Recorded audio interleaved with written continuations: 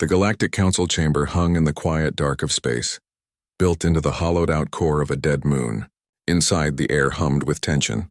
Soft blue lights traced the curved walls, reflecting off smooth stone and polished metal. Around a long, crescent-shaped table sat representatives from over 100 star systems. Some had skin like polished obsidian, others shimmered with shifting colors, and a few floated just above their seats, held aloft by unseen energy fields. At the far end, alone and noticeably human, sat Daniel Hayes and Lisa Monroe. Daniel wore a simple gray suit, his dark hair neatly combed, his hands resting calmly on the table. Beside him, Lisa sat straight-backed in her Navy uniform, arms crossed, eyes sharp. She was younger than most of the alien delegates, but her presence carried weight. They had been here for 17 days. 17 days of slow talk, veiled insults, and demands wrapped in polite language. The issue was clear. Earth had developed a new kind of drive, the quantum fold engine, and the Council wanted it. Not to share. Not to study together. They wanted full control. Total surrender of the technology. The Cathar envoy, a tall reptilian with scales the color of dried blood, leaned forward. His voice rasped like stone on stone. Your species is young, impulsive. You do not understand the balance we have maintained for 10,000 cycles. Hand over your schematics. Let wiser minds manage this power. Daniel didn't flinch. He had heard this before. Many times. We're not asking for permission to use our own invention, he said, voice calm but firm. We're offering partnership, joint oversight, shared research. That's more than fair. A ripple passed through the chamber. The Varel delegate, a being made of interlocking crystal shards that chimed softly when it moved, tilted its head. Partnership implies equality. You have only just learned to leave your cradle world. How can you claim equality with civilizations that mapped the galaxy before your ancestors crawled from the sea? Lisa's jaw tightened, but she stayed silent. Protocol demanded it. Daniel had reminded her a dozen times. We're diplomats first, soldiers only if we must be. But the insults kept coming. The Zenth, a collective intelligence speaking through a single smooth-skinned humanoid form, added in a flat, emotionless tone, humanity's history is one of war, division, and ecological ruin. You are not ready for such power. Surrender it, or be deemed a threat to galactic stability. That word, threat, hung in the air like smoke. Daniel looked around the table. No one met his eyes.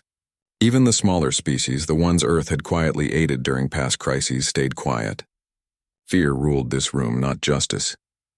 He thought of Earth, of the engineers in New Delhi who'd worked through 3 monsoons to perfect the fold matrix, of the students in Nairobi who'd coded the navigation algorithms, of the shipyards on Luna, where men and women welded hulls under Earth's pale blue glow. They hadn't built this to give it away. They'd built it to reach further, to learn more, to stand tall among the stars, not to kneel. The Cathar envoy smirked, a slow curl of his lipless mouth. You hesitate, good. Hesitation means you understand your place. That was it. Daniel stood. The movement was quiet, but it cut through the murmurs like a blade. Every eye turned to him. Lisa stood a half-second later, her boots clicking softly on the floor. She didn't look at the aliens. She looked at Daniel, then gave a small nod. Without a word, Daniel picked up his slim datapad. He didn't slam it, didn't shout. He simply turned and walked away from the table. Lisa followed, her stride steady, her expression unreadable. Behind them, the chamber fell into stunned silence. A Varel shard chimed in surprise. A Cathar guard shifted nervously. No species had ever walked out of a council session. Not in recorded history. To do so was to reject the entire system, to say, your rules do not bind us. They passed through the arched doorway and into the corridor beyond. Only then did Daniel speak, his voice low. Call the Resolute. Tell Captain Ruiz we're coming aboard. Aye, sir, Lisa said, already tapping her wristcom. Back in the chamber, chaos erupted. The Cathar envoy slammed a clawed fist on the table. Insolent mammals. They dared, interrupted the Zenth, its voice still flat, but something flickered behind its eyes. Uncertainty. And now we must ask, what do they do next? Outside, the corridor lights pulsed gently. Daniel walked with his hands in his pockets, his breath even. He wasn't angry. He was done. For years, Earth had tried to prove itself. Sent aid during the Helios famine. shared medical data during the Varel Plague, rescued stranded Zenth scouts near the Rim Nebula. Always hoping for respect. Always met with suspicion, but respect wasn't given. It was earned. And sometimes you had to walk away to show you were worth staying for. Lisa glanced at him. Command's going to want a full report. Let them wait, Daniel said. First we go home. Then we show them what happens when you push humans too far. They reached the docking bay. The UNS Resolute waited, sleek and silver, its hull marked with the simple blue circle of Earth. No fancy emblems. No war paint. Just a ship ready to fly. As the airlock sealed behind them, Daniel looked out the viewport. Far below, the stars burned cold and bright. Somewhere out there, fleets were stirring. Diplomats were scrambling. The galaxy was watching. And for the first time in centuries, the Galactic Council didn't know what came next. Daniel smiled faintly. Let them wonder. He turned to Lisa. Set course for Sol, maximum fold. She nodded, already moving toward the bridge. Yes, sir. The Resolute hummed to life. Deep in its core, the quantum fold drive spun up, bending space like paper. In 3 seconds, they would be gone, leaving the Council, its rules, and its arrogance behind. And the galaxy would soon learn the cost of underestimating a species that had spent its whole history fighting to survive. Aboard the UNS Resolute, silence settled like dust after a storm. The ship drifted in high orbit around Xylos, the neutral moon where the Galactic Council held its meetings. Inside the command deck, soft lights glowed on consoles and the hum of life support filled the air.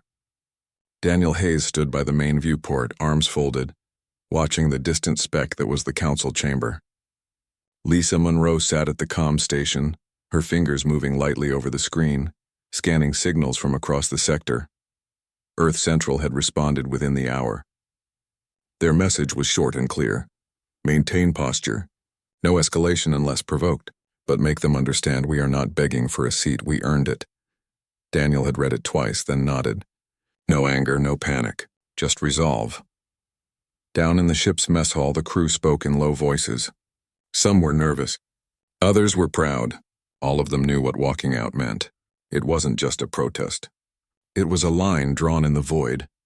Meanwhile, across the galaxy, the news spread fast. Alien news feeds lit up with reports. The Cathar called it an act of rebellion. The Varel called it a dangerous breach of protocol. The Zenth simply broadcast a single statement. Humanity has removed itself from the fold of order. But beneath the official words, something else stirred. Uncertainty. For days, Earth did nothing. No fleet movements. No public speeches. No angry broadcasts. Just quiet. That silence confused the Council more than any threat ever could. They expected shouting. They expected demands. Instead, they got stillness. And in that stillness, doubt grew. Trade ships slowed near human space. Merchants from the Lumini Concord and the Tarnus Guild hesitated before entering Sol system. Rumors flew through spaceports the humans had hidden weapons. Or worse, they had something the Council couldn't even name. On the mining world of Draxus 4, a Cathar cargo hauler refused to dock at a human-run station. Fearing sabotage, the station manager just shrugged and turned off the docking lights. The hauler drifted away, empty. Back on Mars, in a sealed hangar buried under red rock, engineers worked through the night. They weren't building weapons. They were testing something smaller. A courier drone no bigger than a shuttle, fitted with a prototype quantum fold drive. At 0300 Mars time, they powered it up. The drone sat on the launch pad, humming softly. Then in less than 3 seconds, it vanished. Sensors on Proxima Centauri B picked it up moments later. Intact, signal strong, payload secure. The message was simple. Humanity no longer needed the Council's jump gates or their permission to move through space. Lisa received the data packet and showed it to Daniel. He didn't smile. He just said, "Good. Let them see what we can do when we're not holding back." The Council's reaction came fast. The Cathar High Command ordered their third fleet to shift position near the Helios Trade Corridor, a busy lane used by human freighters carrying food, medicine, and machine parts to outer colonies. Their ships, massive and jagged, took up station like wolves circling a herd. They didn't fire, not yet, but they broadcast a warning. All human vessels must submit to inspection. Refusal will be treated as hostile intent.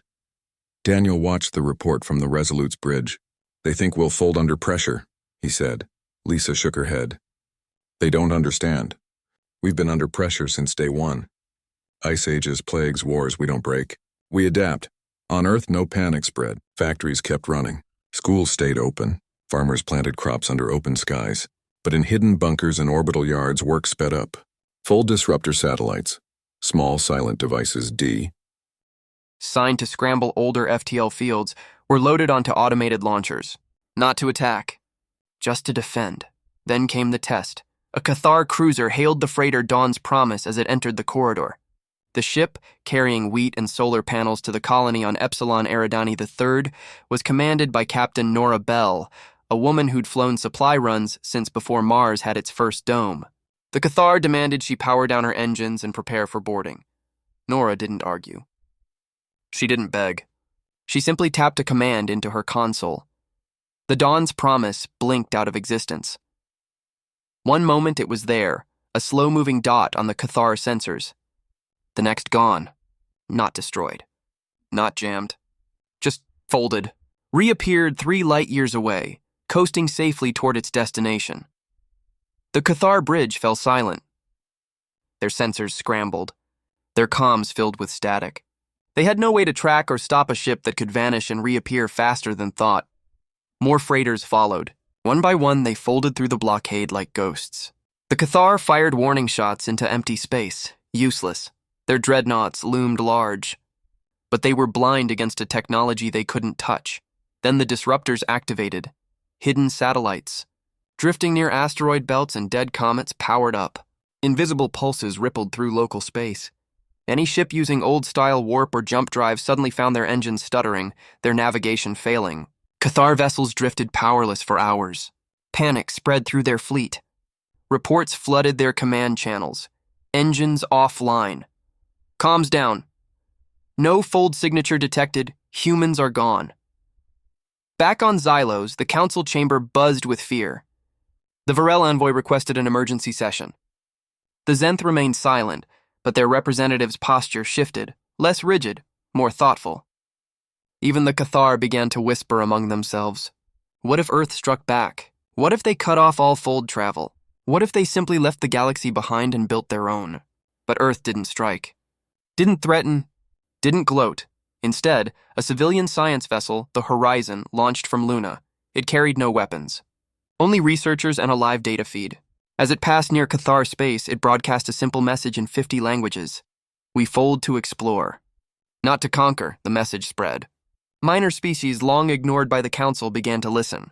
On the ocean world of Pelagos, a delegation of Glimmerfolk sent a quiet signal to Earth. We see you. On the desert moon of Keswick, traders started asking for human-made fold comms instead of Council-approved models. The silence from Earth was no longer empty. It was full of meaning. Daniel stood again by the viewport, this time with a cup of coffee in hand. Lisa joined him, her uniform slightly wrinkled from long shifts. They're scared, she said. Good, Daniel replied. Maybe now they'll listen.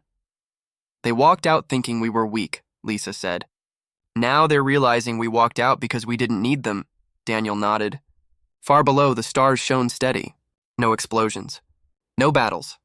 Just the quiet hum of a species moving forward on its own terms. And somewhere in the dark, the galaxy held its breath waiting to see what humans would do next.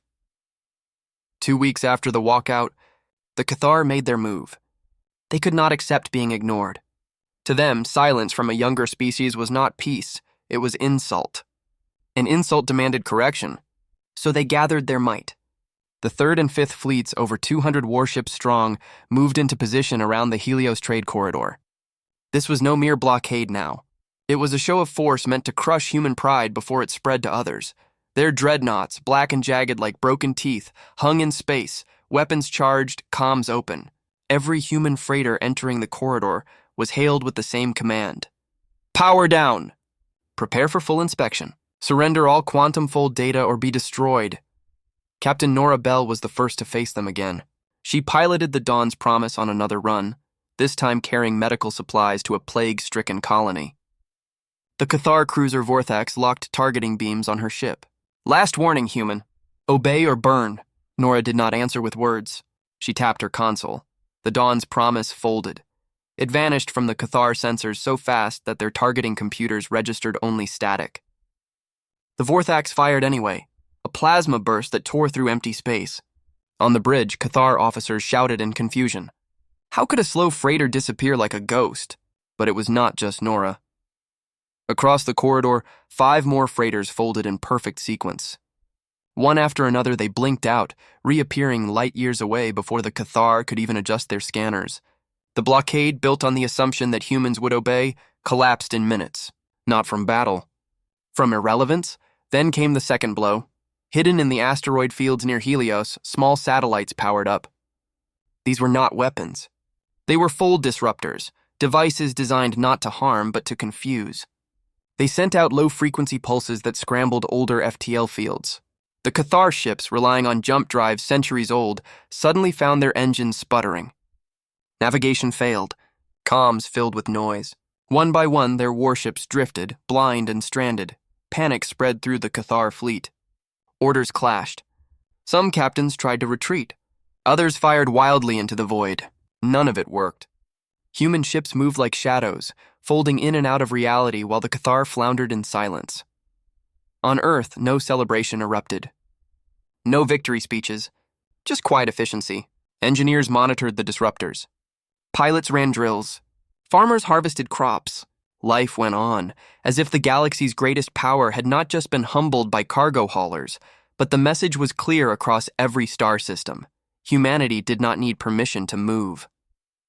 And those who tried to cage them would find only empty space. Back on Xylos, the council chamber trembled with fear. The Varel envoy, usually calm and chiming, spoke in sharp, broken tones. This cannot stand. The balance is broken. The Zenth representative remained still, but its voice carried a new weight.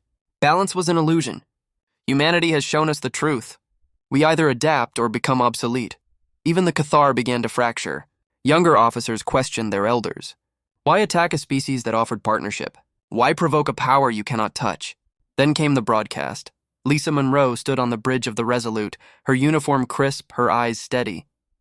She activated the open channel, a frequency that reached every ship, station, and world in known space. Her voice was calm, clear, and carried no anger. You dismissed us as primitives, she said. You called us children playing with fire. But we are not your children. We are not your subjects. We built something new, not to rule but to reach, and you chose fear over trust. She paused, letting the words sink in. Now watch how primitives rebuild the galaxy. The transmission ended. No music, no fanfare. Just silence. Across the stars, that silence spoke louder than any weapon. On the agrarian world of Tarnus 7, a coalition of small species, the Glimmerfolk, the Moskin, the Sky Singers, refused to pay their annual tribute to the Council. If humans can stand, their joint message read, so can we. On the industrial moon of Vexor, labor guilds shut down production of Council-approved engines. We will build what we choose, they declared. Even the Luminae, ancient and aloof, sent a quiet signal to Earth. We request observer status at your next orbital launch. The Council's unity, held together for millennia by fear and tradition, began to crack like old ice. Daniel watched the reports from the Resolute's observation deck. He did not smile. He felt no joy in the Cathar's shame, only sorrow that it had come to this. They wanted us to kneel, he said softly. Lisa stood beside him. Now they'll have to learn to stand with us or be left behind. Down on Mars, another courier drone launched. This one carried not data, but seeds, wheat, rice, and fruit from Earth's oldest farms. It folded toward a struggling colony on Proxima b, a world scorched by solar flares. No message. Just help. The galaxy noticed.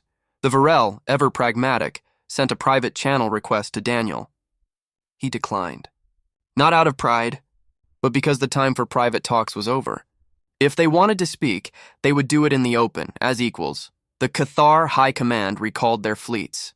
Not in defeat, they claimed, but for strategic reassessment. Everyone knew the truth, and still, Earth did not strike. Did not gloat. Did not demand surrender.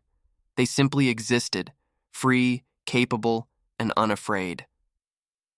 In the quiet dark of space, the Resolute turned toward home. Behind it, the stars burned as they always had. But something had changed. The old order was fading. A new one was rising, not with fire, but with folds, with silence, with the steady will of a species that had walked away and made the galaxy pay the cost of underestimating them. News of the Cathar's failure spread faster than any fold jump. It rippled through trade lanes, echoed in spaceports, and whispered in the halls of 100 minor worlds. For the first time in generations, species that had lived under the Council's shadow dared to speak openly. On Tarnus 7, farmers refused to ship grain to Cathar depots. On the water moon of Pelagos, the Glimmerfolk cut ties with Varel data brokers. Even the Silent Luminae sent a formal request to observe Earth's orbital shipyards, a gesture that stunned diplomats across the galaxy.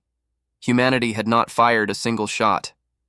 Yet they had shaken the foundation of galactic order simply by refusing to play by old rules. And now, the galaxy watched as Earth moved forward, not with arrogance, but with quiet purpose. Daniel Hayes and Lisa Monroe returned to the council chamber not as petitioners, but as equals. They did not ask for permission to enter. They simply arrived, escorted by 2 human frigates that folded into orbit without warning.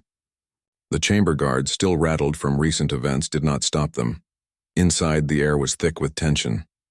The Cathar envoy sat lower in his seat, his scales dull. The Varel chimed softly, a sound that now carried uncertainty. The Zenth representative watched with unreadable eyes. Around them, delegates from smaller species leaned forward, hopeful. Daniel walked to the center of the crescent table. He did not sit. He stood tall, hands at his sides. "We didn't come here to conquer," he said, his voice calm but firm.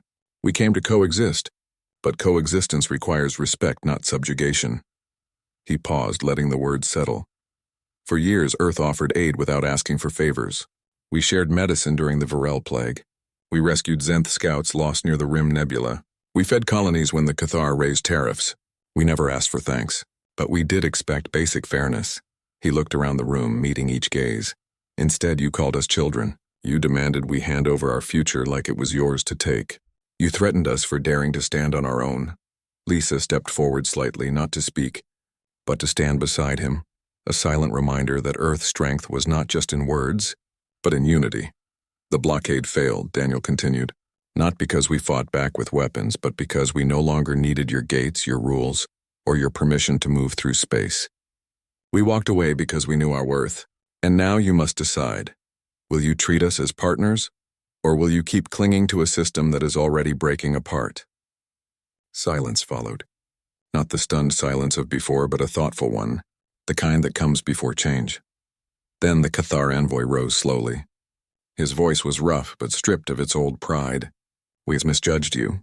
The High Command offers formal apology. We withdraw all claims on your technology." A murmur passed through the chamber. An apology from the Cathar was almost unheard of. The Varel chimed again, this time in a clear, steady tone. "We propose a new charter, one that recognizes human sovereignty, protects your right to develop your own technology, and invites you to join a reformed council, not as a junior member, but as a founding voice." The Zenth spoke last. "The collective recalculates. Humanity is not a threat, it is a variable, and variables drive evolution." Daniel nodded. "Then let the new charter begin with trust. Not treaties signed in fear, but agreements built on mutual respect." No vote was needed. The shift was already happening. Outside the chamber, something deeper changed.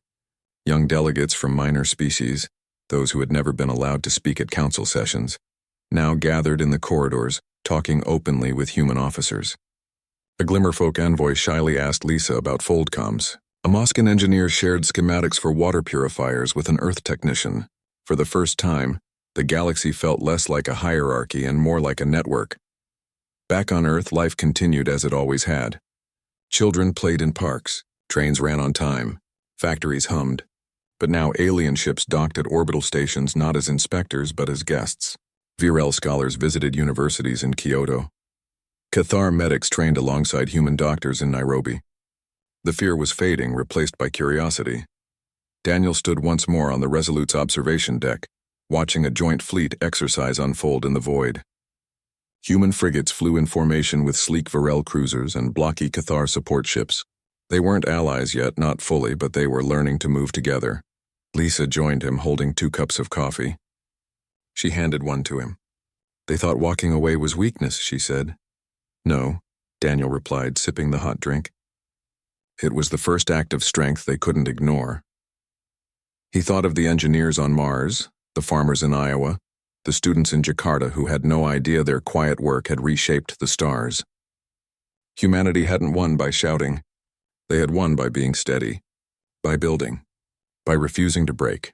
And now the galaxy was learning a new truth. Respect is not given to those who beg. It is earned by those who walk away and return on their own terms. Far below, Earth turned blue and green and alive. Above it, ships from a dozen worlds moved in careful harmony. The old council was gone. In its place, something fragile but hopeful was growing. And for the first time in a long time, the stars felt less like a battlefield and more like a home. Months passed, and the galaxy settled into a new rhythm.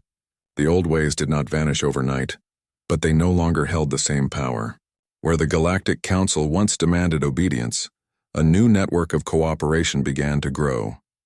At the edge of the Sol system, near the icy rings of Saturn, the first joint human-Varel research station floated in quiet orbit. Its walls gleamed silver and crystal, built by hands from 2 worlds that had once barely spoken.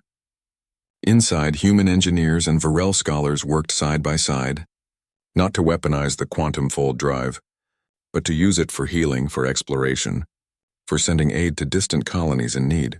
The Cathar, humbled but not broken, opened their ancient archives to Earth historians.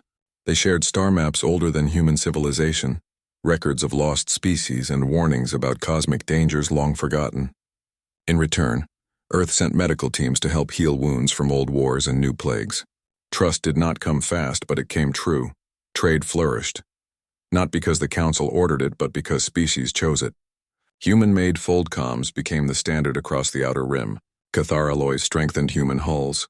Varel data crystals stored Earth's libraries in perfect clarity. No treaties forced these exchanges. They happened because they made life better for everyone. Lisa Monroe stood on the observation deck of the UNS Resolute, now stationed near Mars as a symbol of peace rather than power. Below her, a fleet of mixed-species ships moved through a training exercise. Human frigates darted between Cathar cruisers and Varel scouts, folding in perfect sync, testing new protocols for joint rescue missions. No weapons were drawn, only signals passed between them, clear, calm, and cooperative. She remembered the day they walked out of the council chamber. The silence that followed, the fear in the air. Now that silence had been replaced by voices, many voices speaking different languages but finding common ground. Daniel joined her, hands in his pockets, eyes on the dance of ships. "They thought we'd collapse without their approval," he said. "They thought we needed them to be real," Lisa replied. "Turns out we just needed to believe in ourselves." Back on Earth, life went on as it always had.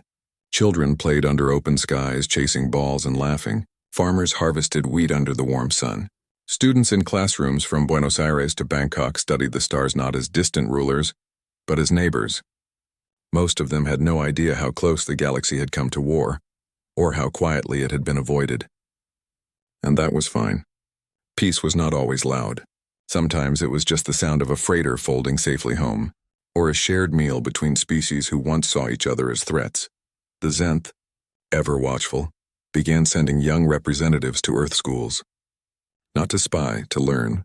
They sat in classrooms, absorbing human history, art, and even music. One Zenth youth named Kale learned to play the guitar. He said the vibrations helped him understand individual thought, a concept his hive mind had never valued before. On the moon of Luna, shipyards buzzed with activity. But now the ships being built carried not just human names but joint insignias. The Horizon 2, set to launch toward the Andromeda Fringe, bore the blue circle of Earth and the shimmering glyph of the Varel. Its mission? To map uncharted space and offer aid to any life it found, not as conquerors but as friends. The old council still met, but its power had faded. It was now a forum, not a throne. Minor species spoke freely. Decisions were made by consensus, not command. And at the center of it all sat humanity. Not above others, but among them. One evening, Daniel received a message from the Cathar High Command. It was not a demand, not a warning. It was an invitation. Their young pilots wished to train with human flight instructors. They wanted to learn not just how to fold, but why humans chose peace over pride. He accepted. Lisa watched him send the reply. "We've come a long way," she said. "We've only just begun," he answered. Far out in the void near the edge of known space, a small human science vessel drifted. It carried no weapons, no soldiers, only seeds, medicine, and open comms. When a distress signal came from a failing colony on a nameless world, the ship folded instantly. By morning, the colony had clean water, food, and hope. No one asked for payment. No one claimed credit. They just helped. That was the new way. The galaxy had learned a hard lesson. Pushing humans too far did not break them. It woke them up. And when humanity walked away, it was not running. It was showing the rest of the stars what true strength looked like. Not in force, but in choice. Not in control, but in freedom. Now, as ships from a dozen worlds moved together through the dark, the message was clear. The age of fear was ending. The age of partnership had begun, and Earth, once seen as a noisy newcomer, was now a steady light in the endless night. A reminder that sometimes the strongest thing a species can do is walk away and let the universe catch up.